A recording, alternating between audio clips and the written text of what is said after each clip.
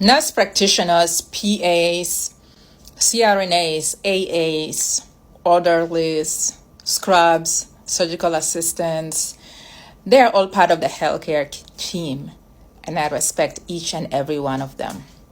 Healthcare is a team effort, and we need all the players in the field. And I myself work with a wide variety of players within the healthcare industry on a daily basis. My last post got a lot of inflammatory reactions, and I believe it's because it's a nuanced subject, and it's difficult to explain that in a 1.5-minute video.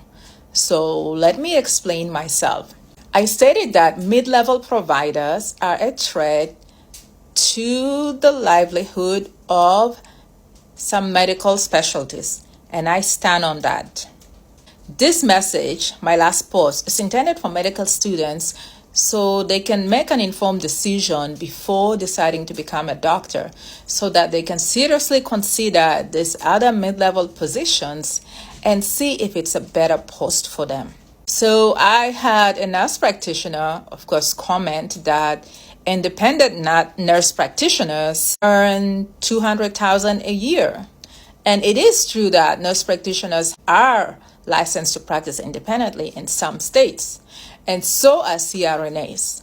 Now, the primary care doctor's salary ranges from $200,000 to $280,000 a year. This is just an average for the state of Texas. Now, you know that doctors carry higher malpractice insurance than other healthcare providers.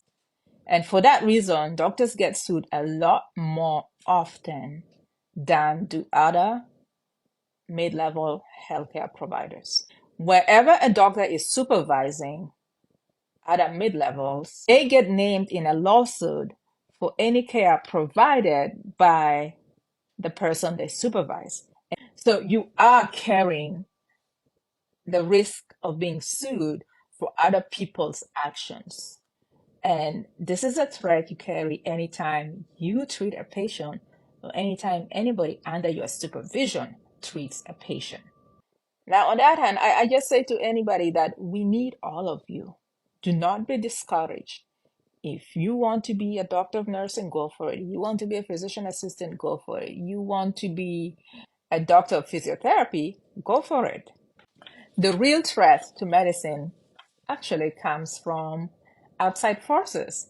It is not those players, the healthcare providers themselves. It's not doctors. It's not nurse practitioners. It's not the mid-levels. The real threat to healthcare are the private equity companies who have entered in and bought a lot of physician groups and a lot of individual physician practices. The threat to medicine comes from insurance companies who charge higher premiums each year, but are always denying to pay the physicians their due when a claim is filed.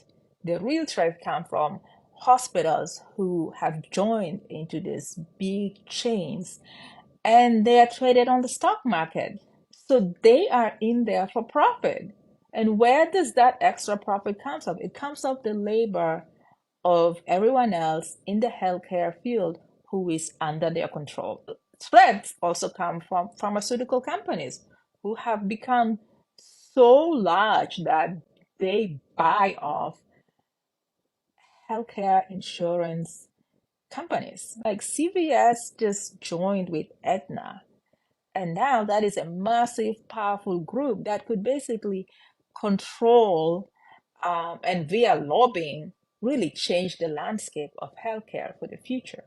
So I am not against mid-levels at all. I don't have anything against them. I am just telling prospective medical students that you need to explore all the options in healthcare before you decide to become a doctor, because some of this may be a better fit for you.